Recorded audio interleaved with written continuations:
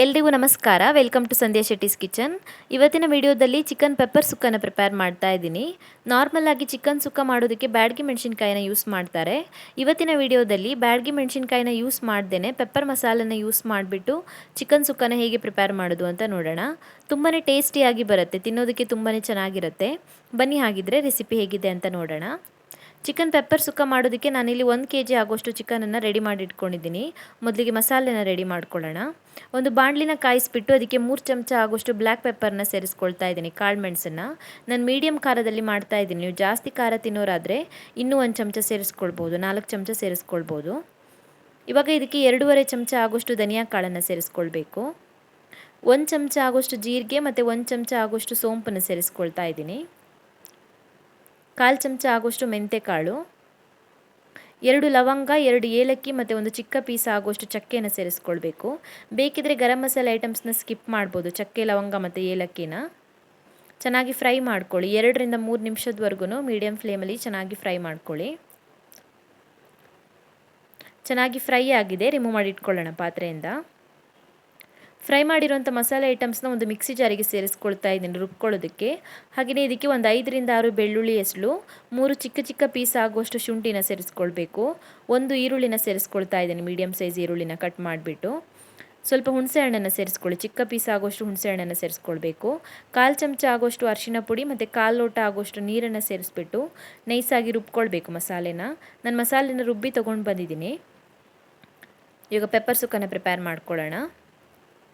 ಮೊದಲಿಗೆ ಒಂದು ಪಾತ್ರೆನ ಕಾಯಿಸ್ಬಿಟ್ಟು ಅದಕ್ಕೆ 6 ರಿಂದ 7 ಚಮಚ ಆಗೋಷ್ಟು ತೆಂಗಿನ ಎಣ್ಣೆನ ಸೇರಿಸ್ಕೊಳ್ಬೇಕು.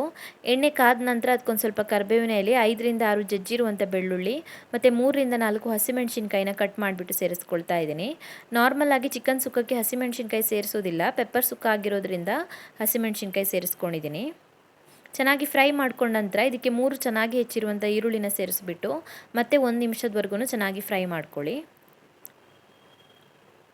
ಈರುಳ್ಳಿನ 1 ನಿಮಿಷದವರೆಗೂ ಚೆನ್ನಾಗಿ ಫ್ರೈ ಮಾಡ್ಕೊಂಡಿದ್ದೀನಿ. ಇವಾಗ ಇದಕ್ಕೆ ಚಿಕನನ್ನು ಸೇರಿಸ್ಕೊಳ್ಳೋಣ. ಚೆನ್ನಾಗಿ ಮಿಕ್ಸ್ ಮಾಡ್ಕೊಳ್ಳಿ. ಚಿಕನನ್ನು ಸೇರಿಸ್ಬಿಟ್ಟು ಚೆನ್ನಾಗಿ ಮಿಕ್ಸ್ ಮಾಡ್ಕೊಂಡ ನಂತರ ಮುಚ್ಚಳನ ಮುಚ್ಚಿಬಿಟ್ಟು ಬೇಯಿಸ್ಕೊಳ್ಬೇಕು. ಉಪ್ಪೇನು ಸೇರಿಸೋದು ಬೇಡ, ಉಪ್ಪೆ ಮತ್ತೆ ಸೇರಿಸ್ಕೊಳ್ಳೋಣ. ಇವಾಗ ಮುಚ್ಚಳನ ಮುಚ್ಚಿಬಿಟ್ಟು 5 ನಿಮಿಷದವರೆಗೂ ಬೇಯಿಸ್ಕೊಳ್ಬೇಕು. 5 ನಿಮಿಷ ಬೇಯಿಸ್ಕೊಂಡಿದ್ದೀನಿ ಮುಚ್ಚಳನ ಮುಚ್ಚಿಬಿಟ್ಟು. ಇವಾಗ ಇದಕ್ಕೆ ಉಪ್ಪನ್ನು ಸೇರಿಸ್ಕೊಳ್ಳೋಣ. ರುಚಿಗೆ ತಕ್ಕಷ್ಟು ಉಪ್ಪನ್ನು ಸೇರಿಸ್ಕೊಳ್ಳಿ. ಚೆನ್ನಾಗಿ ಮಿಕ್ಸ್ ಮಾಡ್ಕೊಳ್ಳಿ.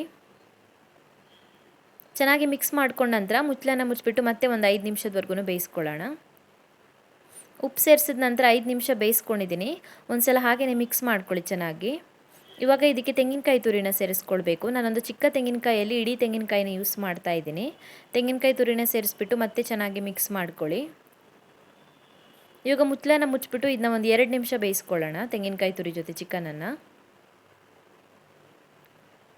ಮುಚ್ಚಳನ ಮುಚ್ಚಿಬಿಟ್ಟು ಬೇಯಿಸ್ಕೊಳ್ಳಿ. ಒಟ್ಟಿಗೆ ಒಂದು 12 ನಿಮಿಷ ಬೇಯಿಸ್ಕೊಂಡಿದ್ದೀನಿ. ನಾನು ಫಾರಮ್ ಕೋಳಿ ಯೂಸ್ ಮಾಡಿರೋದ್ರಿಂದ ಬೇಗನೆ ಬೇಯುತ್ತೆ ಇದು. ನಾಟಿ ಕೋಳಿ ಆದರೆ ಇನ್ನೂ ಜಾಸ್ತಿ ಹೊತ್ತು ಬೇಯಿಸ್ಕೊಳ್ಬೇಕಾಗತ್ತೆ. ಇನ್ನೂ ಸ್ವಲ್ಪ ಬೇಯೋದಿದೆ, ಮತ್ತು ಮಸಾಲೆ ಸೇರಿಸಿದ ಮೇಲೆ ಒಟ್ಟಿಗೆ ಬೇಯುತ್ತೆ ಚಿಕನ್ ಮಸಾಲೆ ಜೊತೆಗೆ. ಇವಾಗ ಮಸಾಲೆನ ಸೇರಿಸ್ಕೊಳ್ಳೋಣ. ಫಸ್ಟಿಗೆ ನಾವು ಜಾಸ್ತಿ ಬೇಯಿಸ್ಕೊಂಡ್ಬಿಟ್ರೆ ಓವರ್ ಕುಕ್ ಆಗೋಗುತ್ತೆ. ಚೆನ್ನಾಗಿ ಮಿಕ್ಸ್ ಮಾಡ್ಕೊಳ್ಳಿ. ಪೂರ್ತಿ ಮಸಾಲೆನ ಸೇರಿಸ್ಬಿಟ್ಟು ಚೆನ್ನಾಗಿ ಮಿಕ್ಸ್ ಮಾಡ್ಕೊಳ್ಳಿ. ಇವಾಗ ಇದಕ್ಕೆ ಒಂದು ಸ್ವಲ್ಪ ನೀರನ್ನು ಸೇರಿಸ್ಕೊಳ್ತಾ ಇದ್ದೀನಿ. ಅರ್ಧ ಲೋಟ ಆಗೋಷ್ಟು ನೀರನ್ನು ಸೇರಿಸ್ಕೊಳ್ತಾ ಇದ್ದೀನಿ. ಹಾಗೆಯೇ ರುಚಿಗೆ ತಕ್ಕಷ್ಟು ಉಪ್ಪನ್ನು ಸೇರಿಸ್ಕೊಳ್ಬೇಕು. ಮಸಾಲೆಗಾಗುವಷ್ಟು ಉಪ್ಪನ್ನು ಸೇರಿಸ್ಕೊಳ್ಳಿ. ಚೆನ್ನಾಗಿ ಮಿಕ್ಸ್ ಮಾಡ್ಕೊಳ್ಳಿ. ಇವಾಗ ನೀರು ಸೇರಿಸ್ಕೊಂಡ್ರೆ ಇದು ಪೂರ್ತಿಯಾಗಿ ಬೇಯೋಷ್ಟರಲ್ಲಿ ಹದ ಕರೆಕ್ಟಾಗಿ ಬರುತ್ತೆ. ನೀರೆಲ್ಲ ಹಿಂಗೋಗ್ಬಿಟ್ಟು ಹದ ಕರೆಕ್ಟಾಗಿ ಬರುತ್ತೆ ಪೂರ್ತಿಯಾಗಿ ಬೇಯೋಷ್ಟರಲ್ಲಿ. ಚೆನ್ನಾಗಿ ಮಿಕ್ಸ್ ಮಾಡ್ಕೊಳ್ಳಿ. ಚೆನ್ನಾಗಿ ಮಿಕ್ಸ್ ಮಾಡ್ಕೊಂಡ ನಂತರ ಮುಚ್ಚಳನ ಮುಚ್ಚಿಬಿಟ್ಟು 10 ನಿಮಿಷ ಬೇಯಿಸ್ಕೊಳ್ಬೇಕು. ಮುಚ್ಚಳನ ಮುಚ್ಚಿಬಿಟ್ಟು 10 ನಿಮಿಷ ಬೇಯಿಸ್ಕೊಂಡಿದ್ದೀನಿ. ಚಿಕನ್ ಚೆನ್ನಾಗಿ ಬೆಂದಿದೆ, ಮಸಾಲೆನೂ ಕೂಡ ಚೆನ್ನಾಗಿ ಬೆಂದ್ಬಿಟ್ಟು ರೆಡಿಯಾಗಿದೆ. ನೀರು ಕೂಡ ಹಿಂಗಿದೆ ನೋಡಿ, ನಾವು ಹಾಕಿರುವಂಥ ಎಣ್ಣೆ ಹೊರಗಡೆ ಬರ್ತಾ ಇದೆ.